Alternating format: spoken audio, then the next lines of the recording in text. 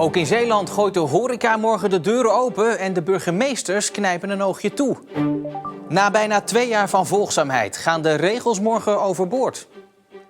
En verder in deze uitzending. De provincie weet niet of Belgische grond vervuild is.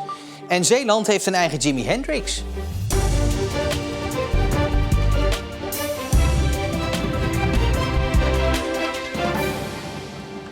Goedenavond. Het heeft er alle schijn van dat morgen ook in Zeeland een groot aantal horecazaken de deuren opent.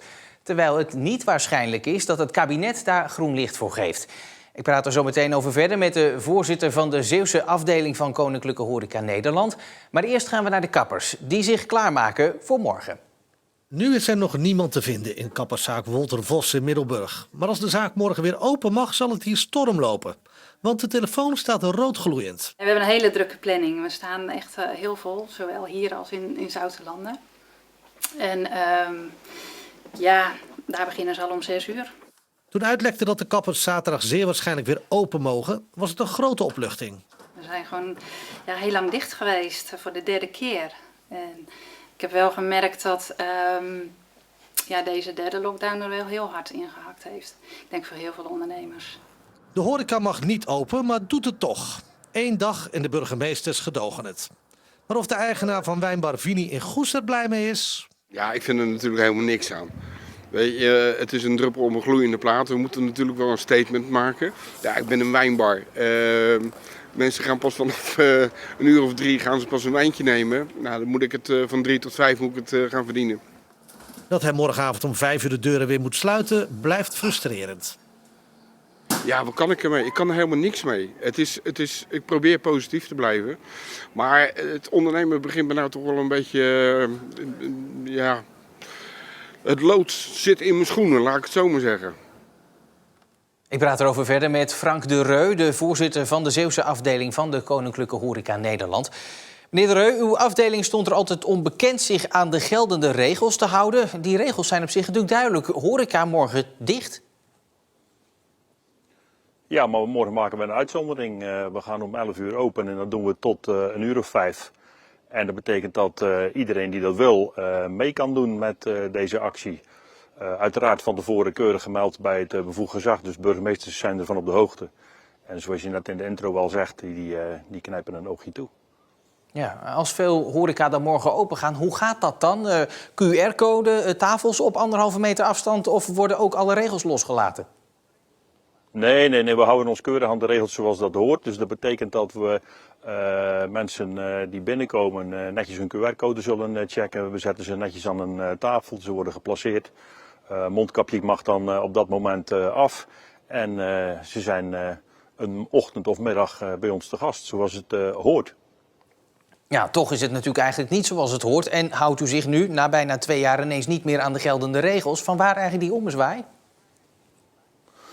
Nou, de ommezwaai is denk ik heel duidelijk veroorzaakt door het feit dat we nu in een lockdown zitten die heel anders is dan de vorige keer. We zien dat heel Europa de horeca openhoudt, ook detailhandel openhoudt. En deze actie is met name bedoeld om te laten zien dat horeca en detailhandel samen heel nadrukkelijk het moeten doen om de leefbaarheid van de stad te optimaliseren. Een stad met alleen winkels open is geen stad. Een stad met alleen horeca open is geen stad. En vandaar dat we gezegd hebben, laten we met ondernemersverenigingen de armen ineens slaan en ervoor zorgen dat we met z'n allen 1 dag laten zien hoe het kan en moet.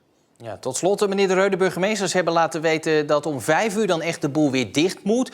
Maar als we de regels toch blijkbaar overboord gaan gooien, gaat de horeca dan wel om 5 uur dicht? En hoe gaat het zondag en volgende week? Ik vind dat we met z'n allen om 5 uur dicht moeten gaan. Dat is heel duidelijk. Die afspraken hebben we al zodanig ook gemaakt, dus daar gaan we ons ook aan houden. En ik hoop nog steeds dat de minister vanavond iets zinvols gaat roepen voor de Camera. Ik weet dat er om 5:30 nog een keer overleg is met ons dagelijks bestuur en de minister van Economische Zaken om te kijken wat we wel kunnen doen de komende periode. Mocht dat nou vanaf vanavond 7 uur nog niet te horen zijn, dan hoop ik dat hij in ieder geval perspectief voor de sector gaat geven, want dat is echt heel hard nodig. Frank de Reu, hartelijk dank voor de toelichting. Volgens de gemeente Middelburg is er geen relatie tussen de dodelijke steekpartij van afgelopen weekend en de jarenlange problemen met jeugdcriminaliteit in de wijk Douwendalen.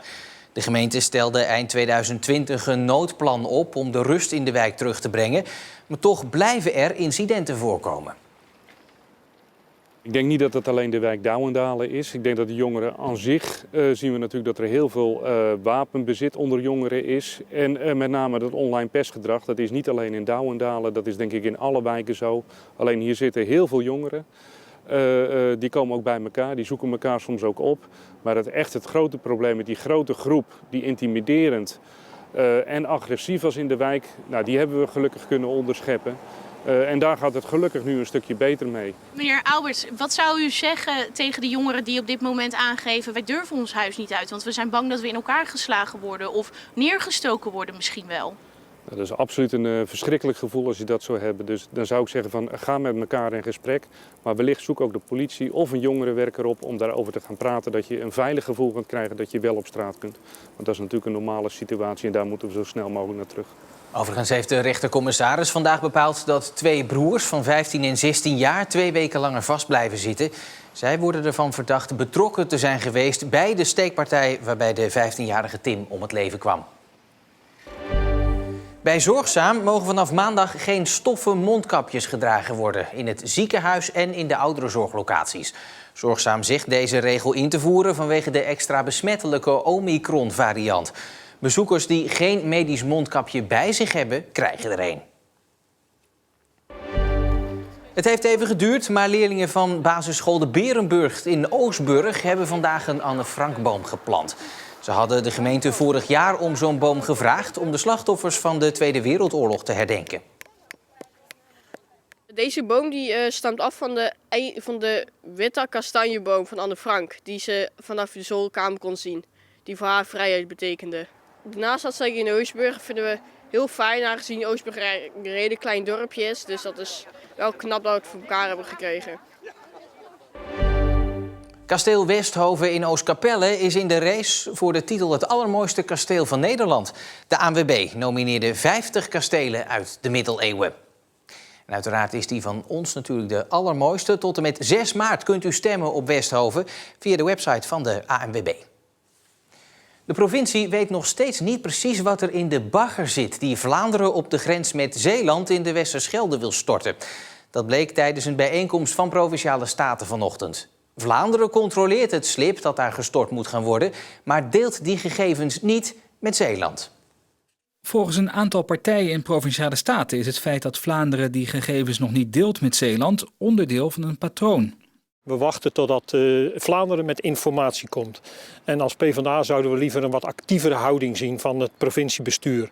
Dus echt ga de informatie halen. Je bent een buurman, dus je hebt ook recht op die informatie. En vooraf horen wat er gestort gaat worden en waar het gestort gaat worden. Die afwachtende houding, daar zitten wij niet op te wachten. Ik zou van de provincie meer daadkracht willen zien als het gaat om het ophalen van die gegevens. Zodat we daar ook zelf naar kunnen kijken.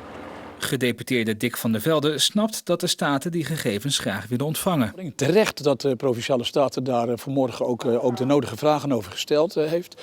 Ik kan me ook nog niet voorstellen dat er al monitoringsgegevens zijn, want volgens mij zijn ze nog niet aan het graven. Maar ik ga ervan uit dat iedere keer als er monitoring nodig is, dat die gegevens aan ons verstrekt zullen worden. Antwoord voor de volle 100% op de vraag, krijgen we die gegevens? Die heb ik nog niet. De gedeputeerde zegt er alles aan te doen om de gegevens te krijgen van Vlaanderen.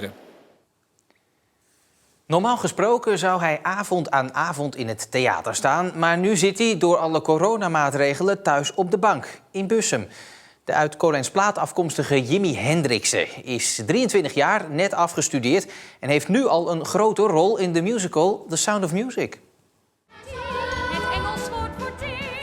Zijn ouders hadden wellicht een andere carrière voor hem in gedachten toen ze hun zoon Jimi Hendriksen noemden. Toch koos de 23-jarige musicalacteur voor zijn eigen pad en met succes. Ik ben dus de postbode en het vriendje van Liesel in het stuk. In Oostenrijk heb je de Anschluss en ik kom dan zogezegd uit een familie waar het heel normaal is dat we blij zijn met de binnenkomst van Duitsland. Dus ik sluit me daarbij aan, ja. En hoe is dat voor jou om dat te moeten spelen? Nou ja, het is natuurlijk sowieso een rol. Ik moet wel zeggen, als dan het stuk voorbij is en je komt bij de artiestenuitgang uit, soms zijn er gewoon mensen die dan zeggen, oh, dat was die nazi. En dan denk ik, ja, dat is natuurlijk niet wie ik in het echt ben.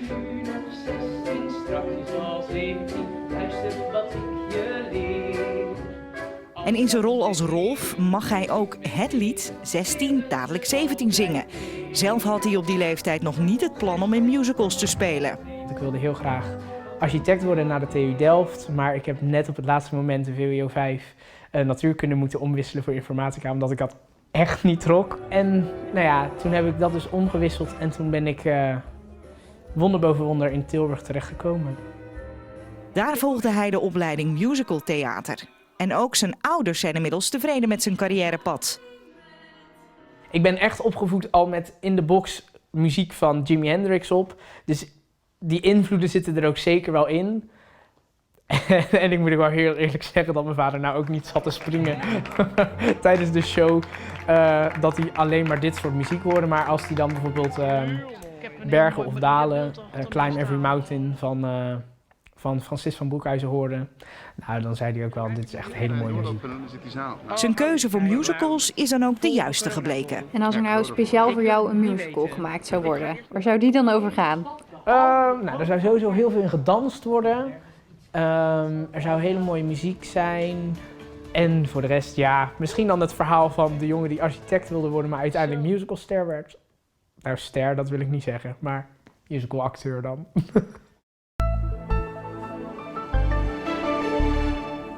Eindelijk geen mist meer vandaag, alleen nog wat in de ochtenduren, maar daarna vrij veel zon. Vanmiddag kwam er vanuit het noorden dan wel weer wat bewolking opzetten. Morgen is het nog steeds droog en dan na het wegtrekken van de mist zijn er opnieuw zonnige perioden bij 5 à 6 graden. Zondag dan neemt de wind toe en dan is er ook kans op buien. Op onze site kun je nu meer lezen over een speciaal koekje dat de bakkers van de Smulkamer in Goes hebben gemaakt, waar mensen werken met een beperking. Het zijn koekjes met de bekende Zeeuwse figuren Leuntje en Marien erop. De bakkers overhandigden vandaag het eerste zakje aan hun geestelijk vader, tekenaar Jan-Willem Hament. Meer daarover op onze site. Helaas kun je ze daar alleen niet proeven. Tot zover Zeeland Nu voor vandaag. Alvast een heel fijn weekend en tot morgen.